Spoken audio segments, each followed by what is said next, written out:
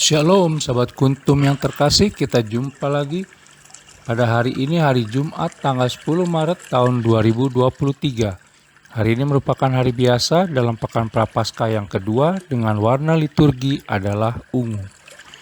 Kuntum pada hari ini mengambil tema setia pada peran masing-masing. Sahabat kuntum yang terkasih, struktur bacaan kita pada hari ini terdiri dari bacaan pertama yang diambil dari kitab Kejadian 37 ayat 3 sampai dengan 4, 12 sampai dengan 13a, dan ayat 17b sampai dengan 28. Mazmur tanggapan diambil dari kitab Mazmur 105 ayat 16 sampai dengan 21.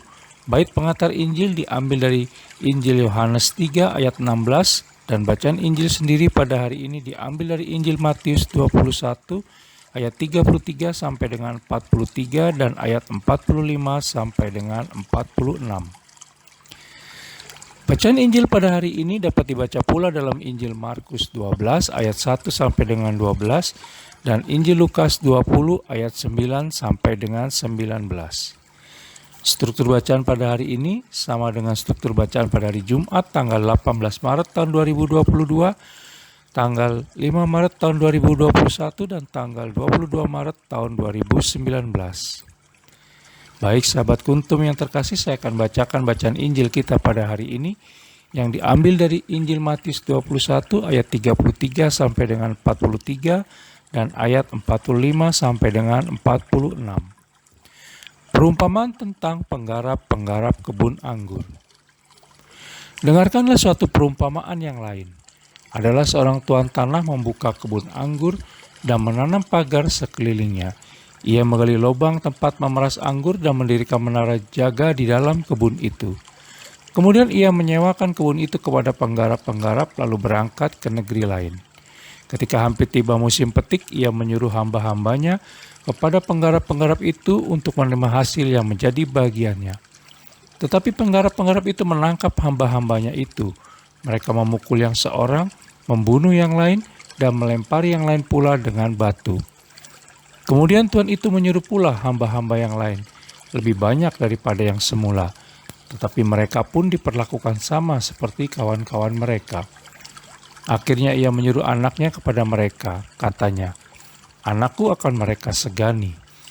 Tetapi ketika penggarap-penggarap itu melihat anaknya itu, mereka berkata seorang kepada yang lain, "Ia adalah ahli waris, mari kita bunuh dia supaya warisannya menjadi milik kita." Mereka menangkapnya dan melemparkannya keluar kebun anggur itu lalu membunuhnya.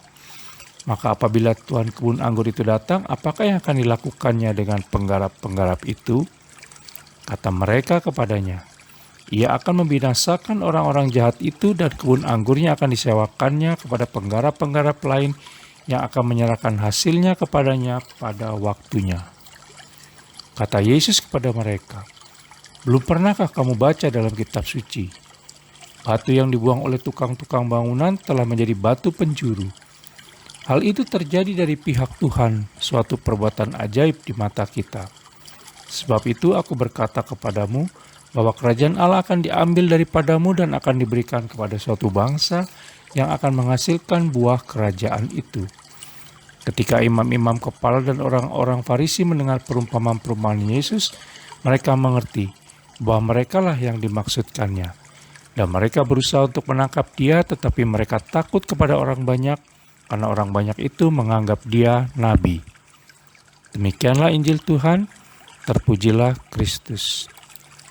Sahabat kuntum yang terkasih, sebelum kita lanjutkan renungan kita pada pagi hari ini, jangan lupa untuk menekan tombol like dan subscribe yang ada di bawah video kuntum ini, agar kuntum dapat terus berkembang semakin baik di masa yang akan datang. Terima kasih sebelumnya dan mari kita lanjutkan renungan kita pada pagi hari ini. Dikhianati oleh orang-orang yang kita cintai dan percayai pasti akan dan amat jelas sangat menyakitkan. Itulah yang dirasakan oleh tuan pemilik kebun anggur terhadap para penggarap kebun anggurnya dalam bacaan Injil pada hari ini yang diambil dari Injil Matius 21 ayat 33 sampai dengan 43 dan ayat 45 sampai dengan 46.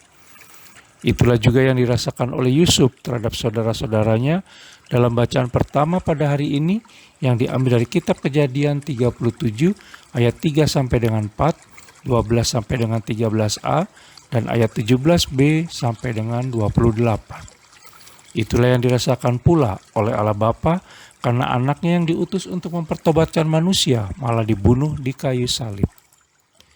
Itu semua terjadi karena egoisme sedemikian rupa sehingga melupakan peran yang seharusnya dijalankan. Ego bisa menutup hati kita semua untuk berubah baik, walau telah diingatkan sebelumnya. Ego pada akhirnya tidak hanya merugikan pihak lain, tetapi juga diri sendiri. Kita perlu membuka hati kembali dengan selalu rendah hati, sehingga kita masing-masing dapat melihat bahwa masih ada kesalahan dan kekurangan yang kita miliki dan harus diperbaiki. Agar berbuah kebaikan sesuai harapan Allah Tritunggal Maha Kudus, maka kita harus berani menderita dan bekerja keras.